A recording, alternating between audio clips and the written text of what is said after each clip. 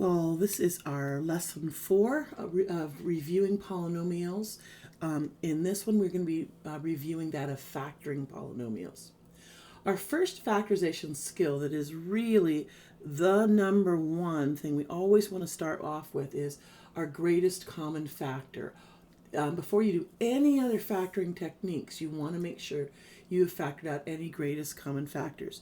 In both of these terms, we notice that we have 2a squared, which is common since they're both even and they both have a's, and they have a maximum of a squareds. So you want the maximum number of variables that can come out. So, they don't both have a cubed, but they both have an a squared in them. And when you factor it out, which means to divide them all by that, you end up with 6a plus 5 in the parentheses. So this is number one completely factored out. And number two, both of these terms have a 7m squared n squared as what is common between the two of them. And the first term would be 2m to the 6th n to the 3rd. When you divide this 14m to the 8th and n to the 5th by 7m squared n squared, you end up with this. And otherwise you can say is if you multiply these two together, you get that first term. Minus, when we divide that next term by what we factored out, we get 1. And there we have the number 2 factored. The next topic is reminding ourselves and reviewing difference of two squares. So before we begin, it's best to start off with writing out a list of our perfect squares. So 1 squared is 1, 2 squared is 4, 3 squared is 9. I want you to pause the video and keep filling out as many as you can and write down your perfect squares, and then we will resume. So pause the video. And so I have my perfect squares listed out all the way to 11 squared, and we really should have memorized up to 20 squared to be great. That way you can recognize perfect squares when you see them. The difference of two squares is when we have two perfect squares that we're subtracting. Now we have letters here, monomials here where we have numbers and variables. This can be just as simple as take any one of those two perfect squares. So what if I said 49 minus another perfect square, say 81? And I want to figure that out without actually just subtracting 49 minus 81. Well, the rule is that when you have the subtraction of two squares, you always get their square roots. So we have a and b as their square roots. And we're going to add those two square roots, and then we're going to subtract those two square roots. So in this case, I'm going to have the square root of 49 is 7. We're going to add that to the square root of 81, which is 9. And then we're going to take the square root of 49, 7, and the square root of 81, 9, and we're going to subtract that. 7 plus 9 happens to be 16, and 7 minus 9 is negative 2, and that happens to be negative 32. And if we looked at this up here and said, well, what does 49 minus 81 equal? Well, it does equal, in fact, a negative 32. So it's just a different way of finding the difference of any two squares. Here we're going to do it with actual monomials, the two perfect square monomials that we're subtracting. So we have the difference of two squares. We take the square root of 9x squared and we get 3x. We take the square root of 49y squared and we get 7y. And so if we have 3x plus 7y, and we have 3x minus 7y. And that is factoring the difference of two squares. In problem number 4, you say, well, those aren't perfect squares. But don't forget what we're always supposed to look at first, the greatest common factor. Both of these terms are even, so I know that they are divisible by 2. When we divide them by 2, we end up getting 36 c to the 4th, which is a perfect square. That's c, 36 is 6, and then c to the 4th would be c squared. So 6c squared, if I square it, I get that. That's a perfect square. Minus 1, which is also a perfect square. So when we factor all that, we get 2 times the square root, 6c squared, plus the square root of 1, which is just 1, and 6c squared minus the square root of 1. And there it's been factored. I want you to pause the video and then do these next two problems, and then when you turn the video back on, you will see the solutions. Okay, so here's problem number 5. We factored out a 7m squared, 7mn, and then we have these two terms. Well, both of those are perfect squares. And the square root of m to the 6 is m cubed, and the square root of 4n squared is 2n, and so I have their sum and their difference of those two, the square roots. In the last one, I wanted you to do number 6. We factor out that 10w, and you have w to the 4th minus 1. Square roots of that are w squared and 1. So I have the sum and the difference. They're a conjugate pair. But w squared minus 1 is another difference of two squares. So we have to finish that problem up by factoring that as well, because we want to factor all the way. Okay. So now let's move on to the next topic of review, which is the sum of two cubes. Just like we did with the difference of two squares, where I asked you to write down a list of your perfect squares, to do the sum of two cubes, and later we're going to be doing the difference of two cubes, we need to review and make sure that we have it fresh in our minds, our list of perfect cubes. And so 1 cubed is 1, 2 cubed is 8, 3 cubed is 27, and then I want you to pause the video, write down the next set, and then when you unpause it, you'll see the list up to about 6 cubed. So up to 6 cubed. Okay, so I went farther than 6 cubed, I went to 8 cubed. But there's a list of cubes, and it would be in your best interest to have definitely up to 10 cubed memorized. If you go all the way up to 15 cubed, that would be great. But you want to have them fresh in your mind so that you can do this next part, which is to recognize when we have the sum of two cubes. All right, so here we have, we want to write the rule down before we go ahead and do this.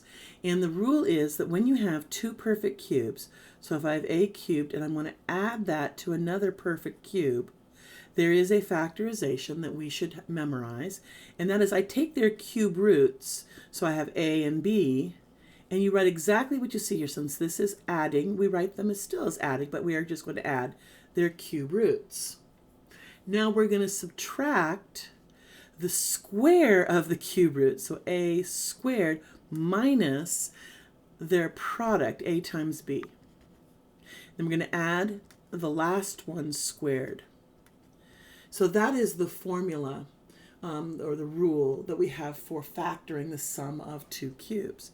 We have to recognize what the cube roots are. So here I've got x cubed and 27. Their cube roots are x and 3. So I'm going to write x plus 3, and then I multiply that times the first one, x squared, minus their product, which is 3x, plus the last one, 3 squared, which is 9. And we're done. Okay.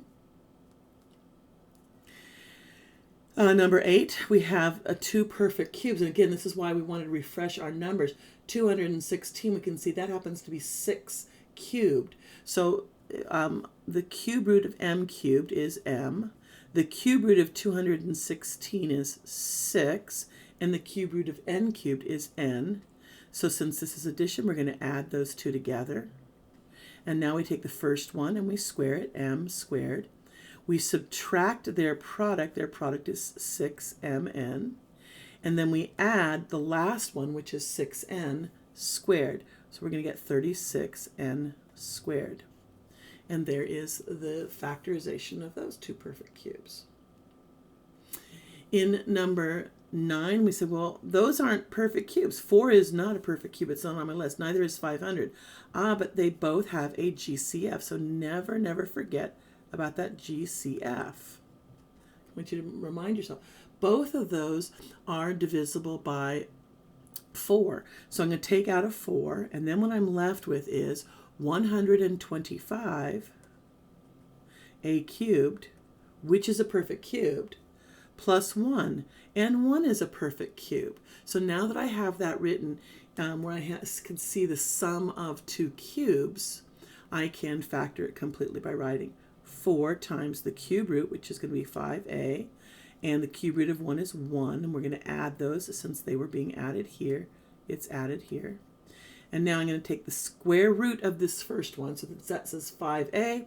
It's going to be 25a squared minus their product, 5a times 1 is just 5a, plus the last one, which is 1 cubed. 1 cubed is just 1. And there is our final answer. I want you to pause it and do number 10, and then unpause the video, and you will see the results. Okay, so pause the video. Okay, so the greatest common factor in number 10 was 3CD. We ended up with the sum of those two cubes. We factored it. On this first sheet, the last rule that we have is the difference of two cubes. And it's almost identical to the rule for the sum of two cubes. For this one, when we have two cubes, a cubed, and we're going to subtract another perfect cube, we take that. We're going to factor it, and we're going to get the same like I did here. We take the cube roots, so I have A and I have B, but since this is subtraction, I want this to be subtraction as well. And I'm going to multiply it times the first one squared, so we still have A squared, but instead of subtracting their difference, we're going to add, not their difference, subtract their product, we're going to add their product, A times B, and then we're going to add the last one squared, B squared. So the only difference here is that if you look at it, if this one's negative subtraction, then this first two terms are going to be addition. Up here, when we were adding them, the first two terms were subtracted. So that's kind of the thing to remember, the rule to remember. So here I have the difference of two cubes. The cube roots are x and 1, so we're going to have x minus 1. First one squared is x squared.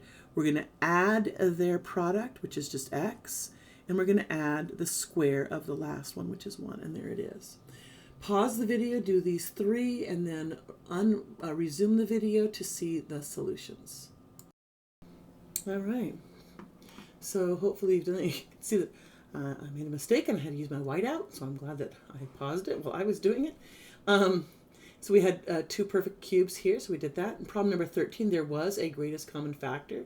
Then you got the difference of two cubes. We factored that.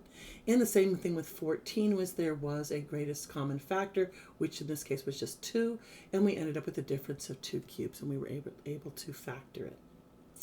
All right, so we're going to move on to page 2. Okay, so here is page 2 of our review of factoring polynomials, and we're going to start with trinomials.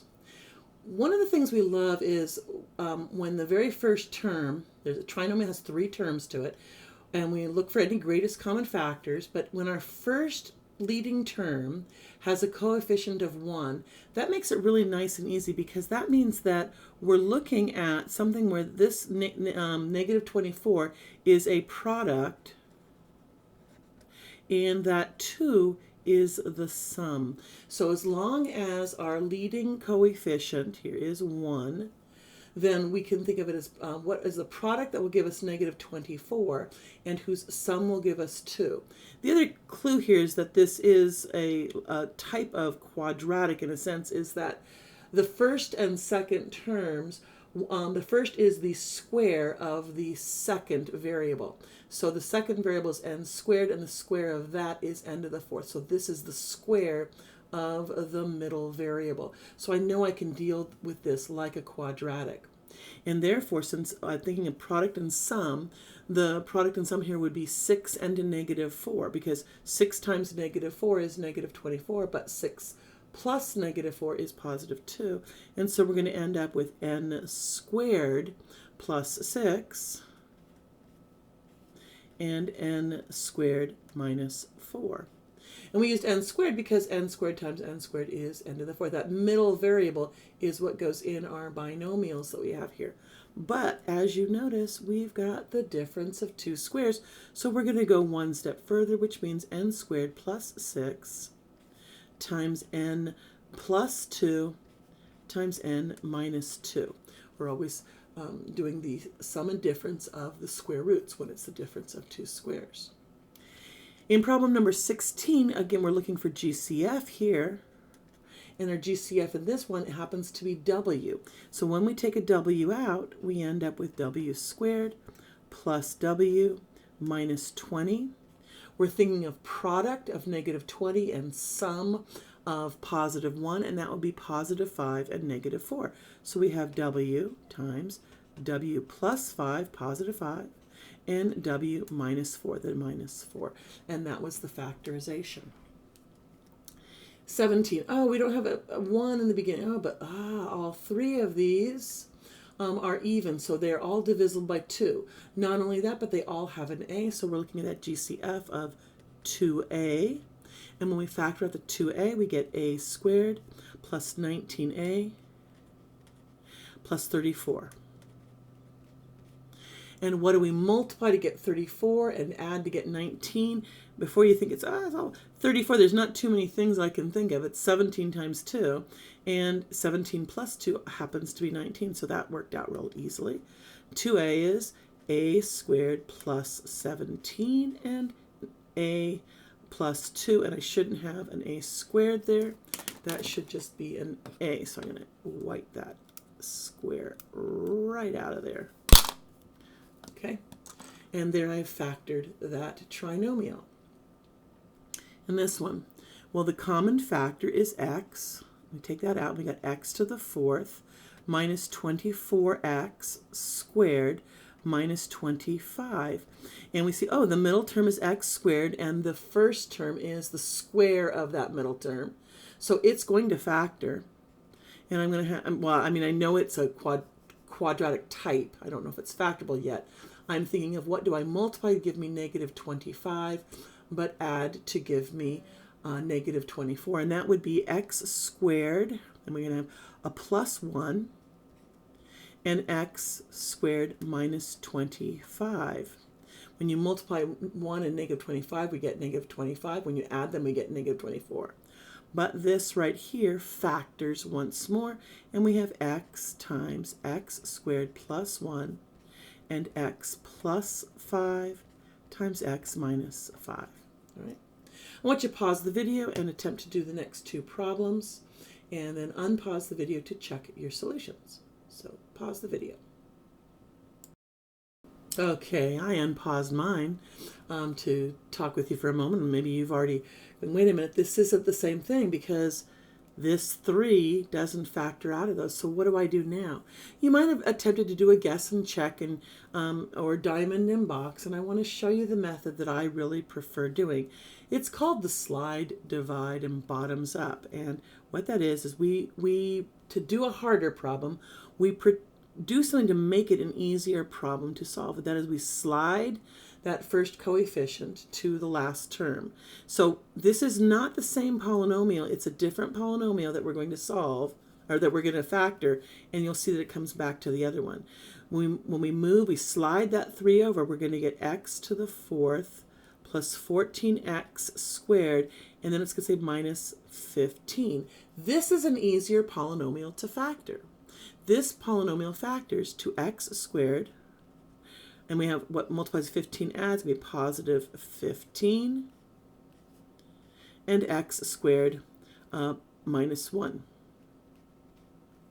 So that is the factorization of that problem, but that's not the problem we were here to solve. So after we did the slide and then we factored it, we're going to divide. So we slide and now we divide. We're going to divide each of those factors that we found, 15 to the negative 1, we're going to divide them by what we slid. We slid 3. And now what's going to result is we're going to have the answer to our original problem. I'm going to put a line here. What was going on here really wasn't the problem we were doing. Now we're going to get the factorization of the original. We simplify wherever we can. In this first one we can. It's x squared plus 5. That's simplified just fine. This next group, it doesn't simplify, the negative 1/3. So this is where we take this 3, because it doesn't simplify, and we bottoms up, and it goes in front of the x squared, and we end up with 3x squared minus 1. And that's the slide, divide, bottoms up method of factoring a trinomial. So we'll do the next one the same method. Oh, we don't need to in this one because I noticed that this one here is a perfect square and this is a perfect square.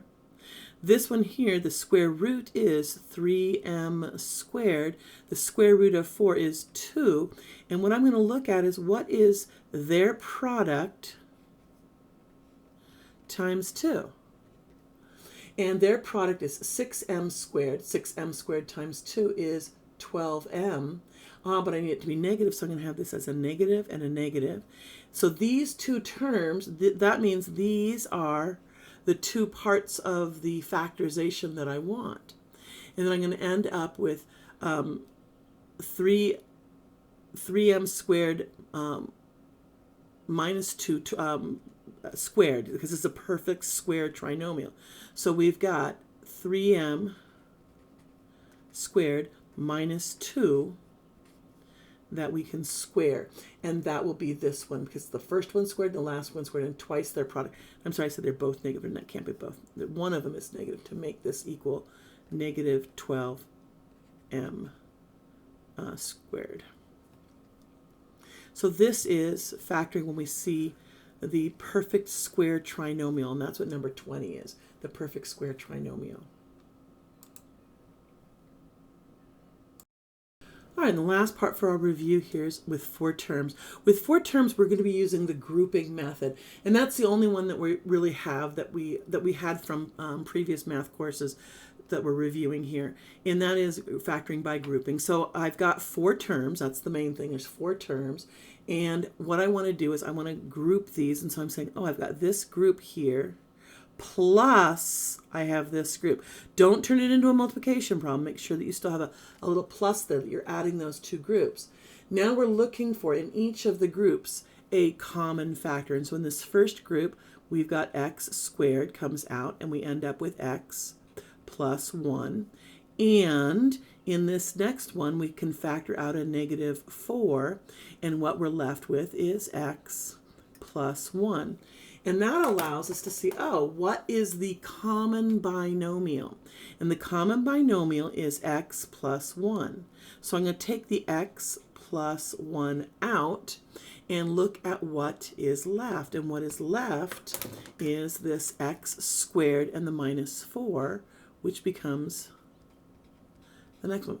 But then the next binomial that we've got here. So we've got the product of 2 binomials, but this second one that I wrote in blue, that one's the difference of 2 squares. So this factors once more, which means we've got x plus 1 times the factorization of that difference of 2 squares, which is going to be x plus 2 times x minus 2. And this is the complete factorization of this 4-term polynomial. Quartic, it's quartic. So we're going to be doing the same thing with each one of these. We're going to group, we're going to factor, and we're going to see what it goes. I'm going to have you try to do these 4, and then I'll just have the answers shown at the end. Okay, so pause the video, attempt to do these 4, and then you can unpause to see the solutions. All right, so here are the last 3 answers that we have on this sheet, where we factored out our common factor. We kept going. Whenever you see the difference of 2 squares, keep going. And so we have our final factorization for problem number 22, our final factorization for problem number 23, and our final factorization for problem number 24. It doesn't matter the order of this multiplication. I noticed that this one here, I wrote the x plus 9 at the end. It doesn't matter if you wrote it that way or if you wrote x minus 9 first, and then the 2x to the 4th plus 7. It doesn't make any difference which order, because remember that multiplication is commutative. Order does not matter. I just wrote it this way, and I think it's because I saw that higher degree and wanted to start with a higher degree. So that was, and so that's the end of this review.